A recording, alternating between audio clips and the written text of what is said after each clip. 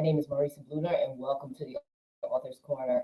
Happy New Year. I am super excited to be with you today to start the year off right. I'm here today. I'm going solo. I don't have a guest. It's just me talking to you. And I want to share with you, we're at the top of the year, and so we are in the Author's Corner. And I want to kind of intrigue you to start the year off right and start it with mindset. So, those of you who follow the Own It magazine, who are subscribers to the Own It magazine, you know that every month we have a particular topic that we focus on. And the reason why, as editor in chief, I take this approach is because it's a systematic way of ensuring that you get the results that you want. If you don't have a process or system in place, it's hard to one, stay the course, stay focused, and stay on path. And so, with a strategic approach to starting your year off right, you can measure it. You can see where you're going long term. And when you get off course, you can come back on, right? So, this month, starting the year off right, is all about mindset. And some of you may have heard this before and whatever, but listen to what I'm getting ready to say to you.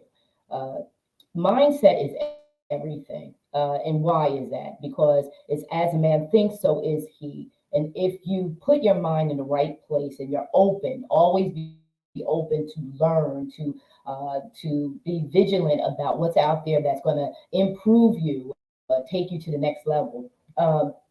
You want to be open to it. And so, as always, I do my research because I do get a little passionate about what I talk about. And I want to make sure that I'm driving my point home to you. Mindset is everything. September to December should have been a period of time where you were planning for this year. And so it should have been able to get you to a place where your mind is prepared for what you're getting ready to set out and achieve this year. And so I always, in September, from September to December, I'm always plotting and planning. I call it the reaping and sowing. So you're reaping based on what you've done for the year, September, and you're reviewing that. And then you're also getting ready to sow. So you're planning for the coming year. And so my challenge to you is, what have you already planned? Your authors. What have you already planned to do? And if you're not an author yet, you're either planning to become an author, you're sitting on the fence and saying, do I want to become an author or not?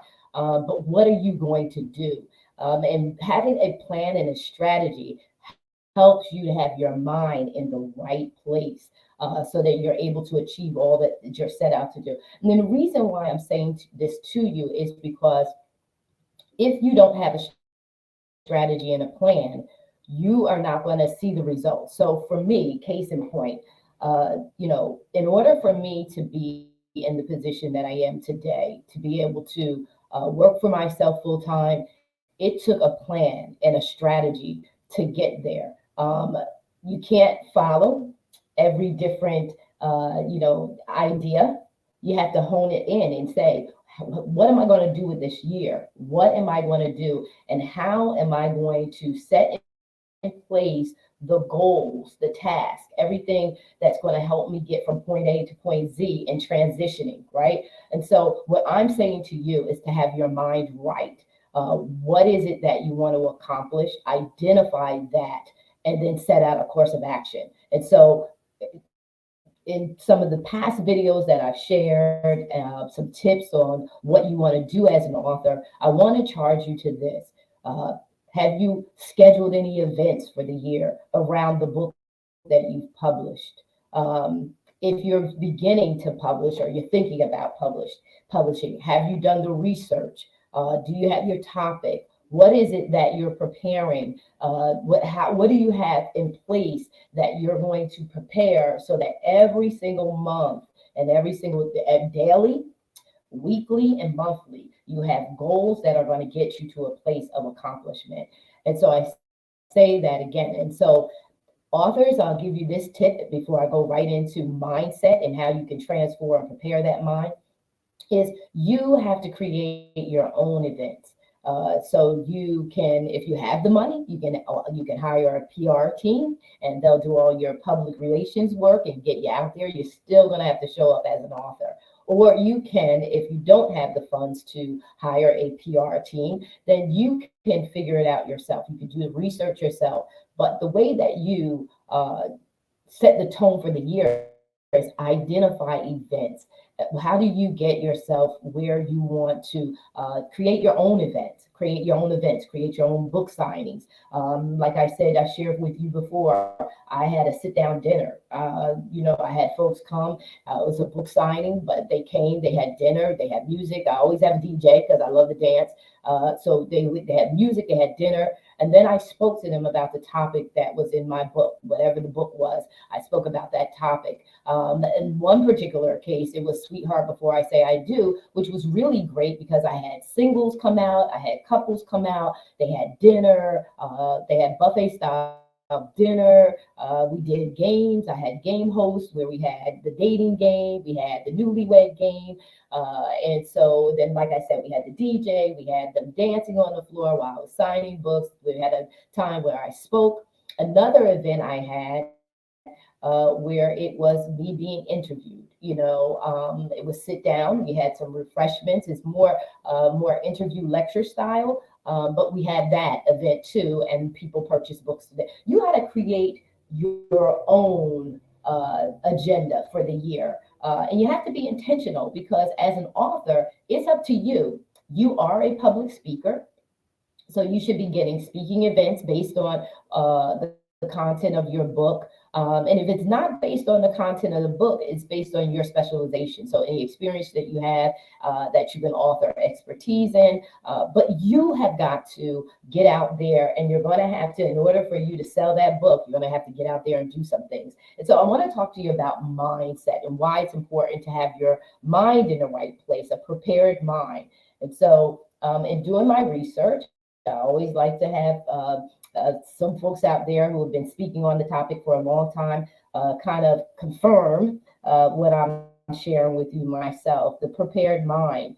A prepared mind, it captures a more general understanding that people who are knowledgeable and pay attention to chance events have a greater likelihood of making the most of them, including creativity. So you have to be creative because you are the CEO of your life, your career, your business, this whole book author thing and speaker journey. You are the CEO of this space and you have to start making executive decisions. And part of that is seizing the moment and being prepared to train your mind to be looking for opportunities. Look for people when you're having conversations. Make sure you're having conversations that will show you how you can either partner with the individual that you're speaking with, or how you can collaborate with them, or how you can glean from them and get knowledge from them. Find out what it is that you can get from those conversations and start being cognizant of your surroundings. Start looking for, I always say, this is how this is my secret sauce. It's like, Lord, reveal to me, show me what it is that you're trying to have me see in this situation or in this scenario. What can I benefit from it?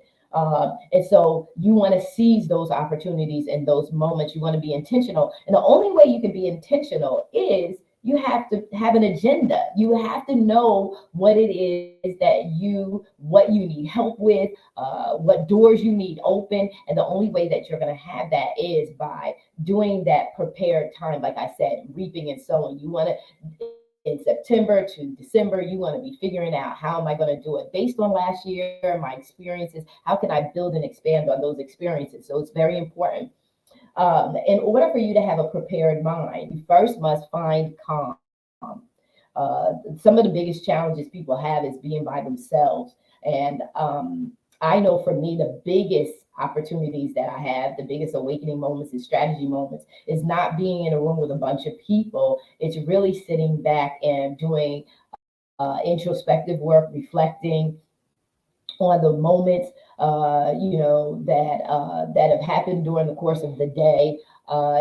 Feeding myself. I always like to feed myself with different lectures that are going to be based on the topics that I'm interested in. And so one of the things is calm yourself. You have to get to a place of calm. Manage your feelings to get the feel of the work.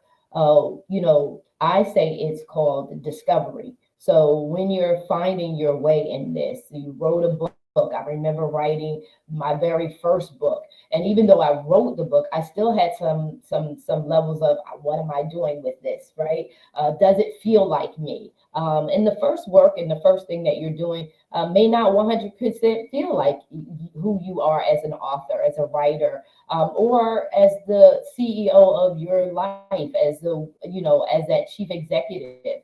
But guess what? It's the first level of discovery. So you're discovering yourself. So you wrote the first book, or you wrote the first piece. If you're in an anthology, you wrote that. So that first piece is like, wow, I did this. Oh my God.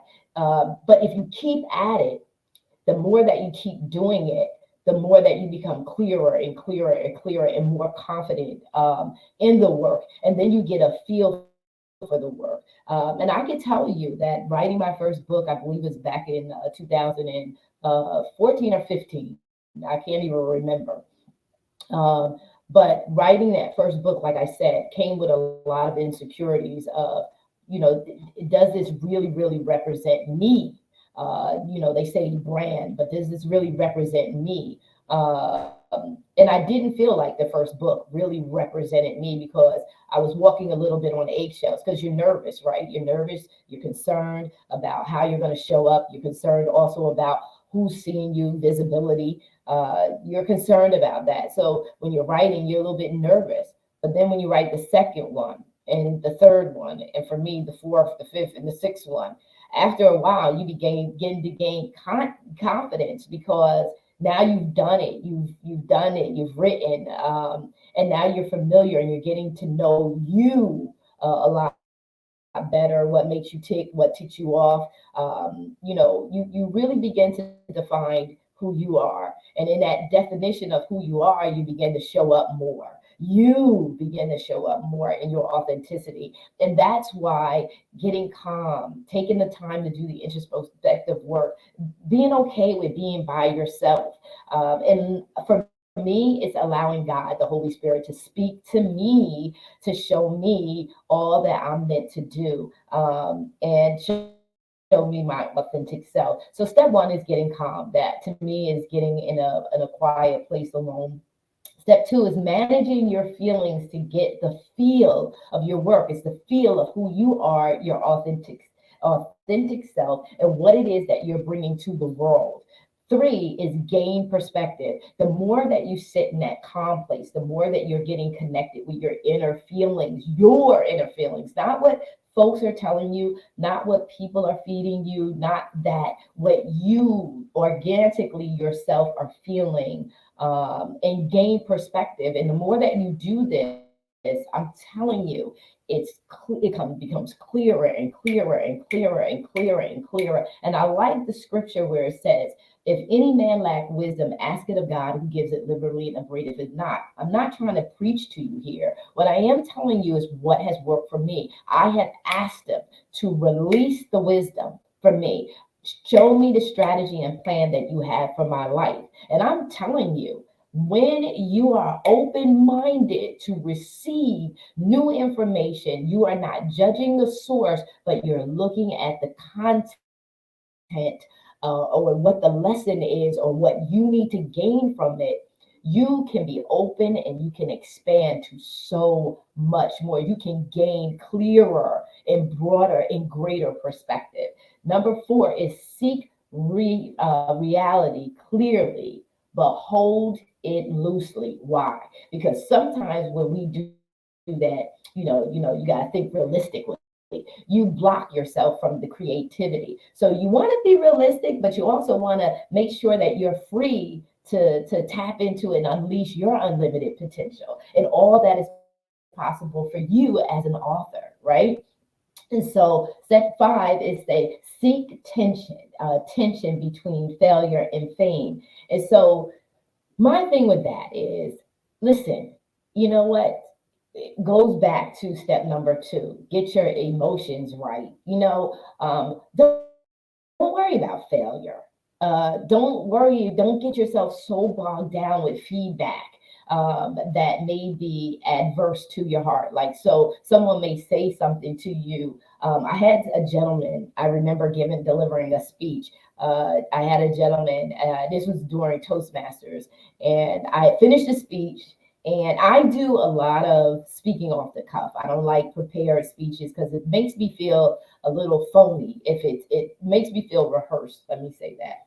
So I like to speak from my heart, and that's why I have to have notes like this. That's why I have to have I have to do my research because I get so passionate about what I want to talk about and share that I can go in a whole different direction because God is just revealing things, revealing things, and I want to make sure that I stay on point. So I delivered this speech, and the way that I would always deliver my speeches for in my journey to distinguish Toastmaster was I would make notes. I would just have 3 points that I wanted to make.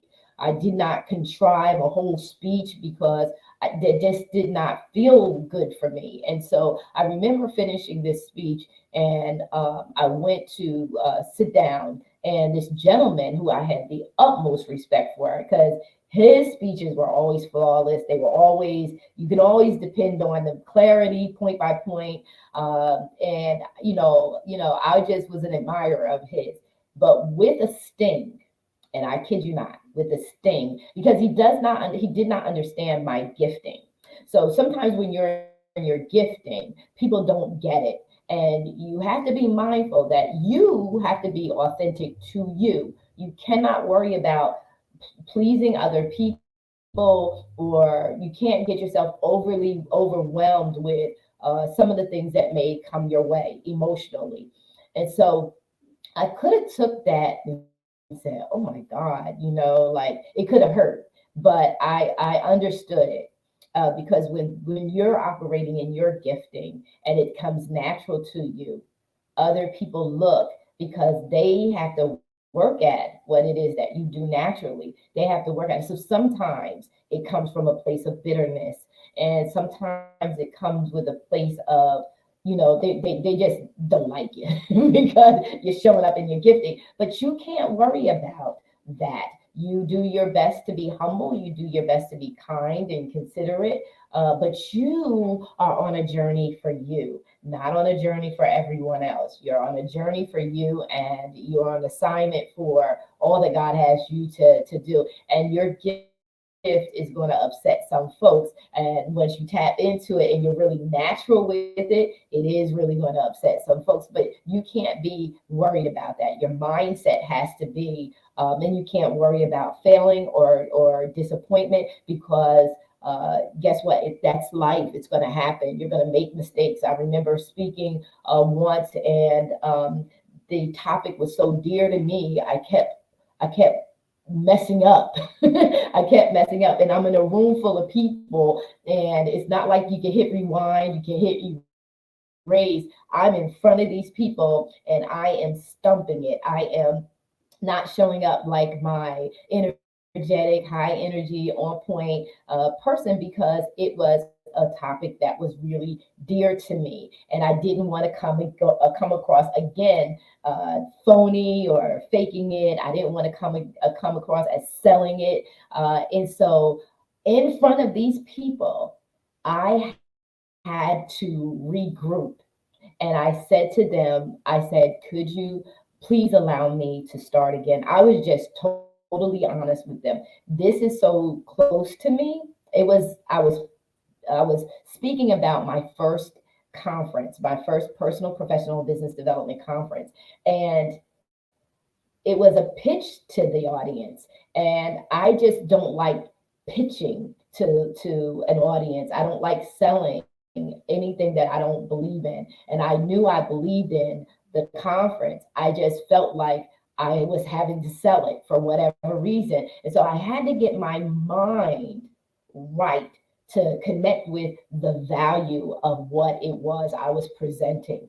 And in front of them, I was able to, instead of allowing, my shortcoming, my failure to show up, stop me, I just owned it. I owned that moment and said, I'm plummeting here. And I could either go run to my chair and sit down and just bask in their sympathy and empathy for me, or I can turn this around. I can turn this around. And I did. I came back and I turned that around and delivered that speech with full authenticity because I grabbed hold of the value of what I was really presenting to the people. So, number 5 says failure and fame. You're going to have a lot of both. But like I said, have an agenda for the year. And it says show up. Show up. Don't hide being an author. And if you are an author, you are a speaker. So, in order for people to know about your book should be opening doors for you. Whether you are a single author or you are a contributing author to an anthology or body of work, you are a speaker as well. And you have to be searching out your community, searching out the organizations in your area. And you have to have an agenda to say, I'm going to show up this year. I have the mindset that I am going to show up this year every single month, at least once a month, either being on a panel discussion and promoting my book, or I'm going to create my own event, or I am going to speak with some folks to come in and speak. And you can always speak to a familiar group of people, of an organization, till you feel comfortable. If you're new at speaking, I always offer do Toastmasters International, find a club, and clubs are local. Go to, I think it's toastmaster.org. Go there, find a local club in your area, and start speaking there. You can start speaking there and you can build a network. So if, like I said earlier in the show, I said you want to be in the room where it happens, right? You want to be in the room where it happens, right? So when you're in the room where it happens at Toastmasters and that, you are with so many people with so many different backgrounds, so many different industries, businesses, organizations that, and they are like-minded. They are trying to establish themselves just like you are in this new area. Some of them it's new, and some of them has been at it for a long time. But Toastmasters gives you the opportunity to do the speaking. So you speak, you promote, and they give you feedback so that you know. The reason why Toastmasters is so important for an author is because it gives you practice consistently. The only gotta do is sign up to speak, and you don't even have to just speak at your club. Once you join it, you see other clubs in the area, and you can sign up to be on their agenda and to speak. And the more you speak, the more you kill that fear of speaking, and you feed your confidence. And the more that you're confident in this comfortable environment, you'll feel a little bit uncomfortable when you go out to the public for a little while. And I'll say this to you. I started off Toastmasters because of working on my PhD. And yes, I'm still working on it, but God has done some incredible and amazing things in the interim of that I'm not even worried about the doctorates anymore. That will get done. But being in Toastmasters allowed me the opportunity to speak so much. I have spoken before hundreds of people. And so that's a good feeling because I can speak off the cuff. You can say, hey, Marissa, come up here and, talk to us about blah, blah. I'm speaking to you off the cuff right now. And all of that training came from all of my past experiences, being always open-minded to learning from an experience and not feeling like I've learned it all, I know it all. I never enter into a room or a situation where I know it all. I don't want to know it all. I always want to remain humble enough and teachable enough so that I can always evolve as a person, as a coach, as a mom, as a friend, as a sister, auntie, whatever, as grandma. I want to always be in a position to be open-minded, to learn and to receive. It's so rewarding to be open-minded because you can glean from people that you've not met yet can teach you something you've never known. And then you have a new experience. And so mindset is everything. So Step 6 says show up. You need to show up. I say when you are fully confident, show up and show out. Give the people what they came for. Bless them. Bless them with the fullness of you, your authenticity, and everything you were created to be. And then step 7, it says seek and find problems, problems that you were created to resolve. And that gives you opportunity. So, really, what that's saying is seek opportunities. Seek where what you desire to do with life and how you desire to help people, that you showing up actually helps them, actually helps them to solve their problems. Because seeking to find problems is so that you can solve them or actually be a contribution to solving them, right? And so I just want to say to you, mindset is everything. Strategy gives you purpose.